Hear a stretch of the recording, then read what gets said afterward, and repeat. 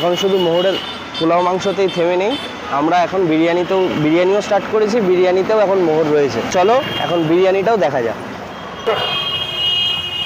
এই যে চিকেন বিরিয়ানির পিস, 250 গ্রামের পিস রয়েছে চিকেনের, প্রত্যেকটাই 250, ঠিক আছে।